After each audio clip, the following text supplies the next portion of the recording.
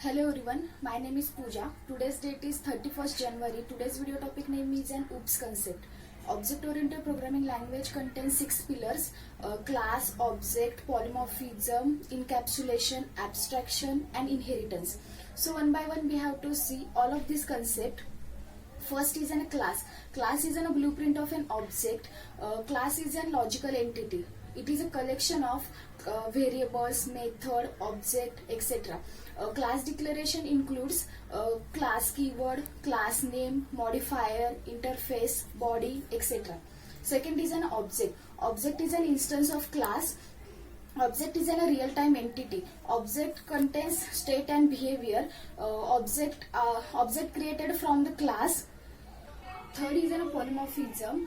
We can perform single action in a different ways. Means polymorphism. Polymorphism means many form. We can perform polymorphism in Java by method overloading and method overriding. There is two types of polymorphism: compile time polymorphism and runtime polymorphism. So first is a compile time polymorphism. Compile time polymorphism occurs at compile time. It is also called as a static or early binding. Execution speed is high in compile time polymorphism. Method overriding is an example of compile time polymorphism. Second is a runtime polymorphism. It occurs at a runtime. Execution time is slow in runtime polymorphism. It also called as a dynamic or early binding.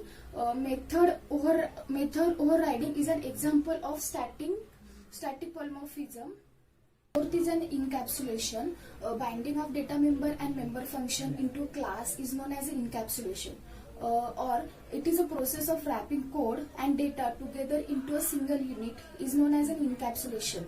Hiding of variable of the class will be hidden from the other class, and it will be access only the current class method is also known as a method data hiding. We can achieve encapsulation by two ways: declare the variable as private, and second, provide the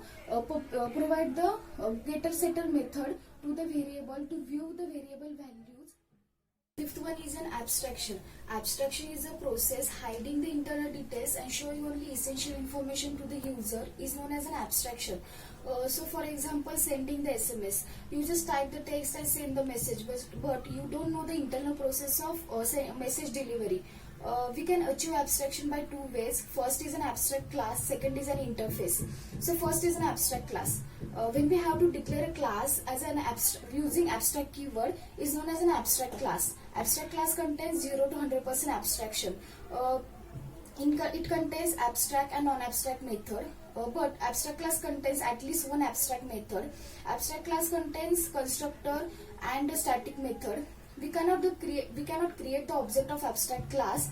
Abstract class does not have an initialization, but it can have the subclass. Abstract method, a method which is declared as an abstract and does not have an implementation, is known as an abstract method. For example, abstract void display.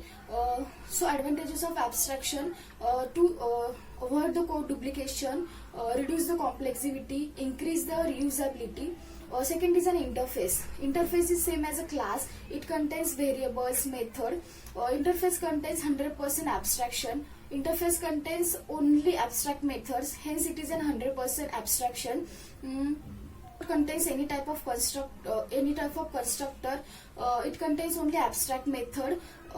Interface is used to achieve the loose coupling.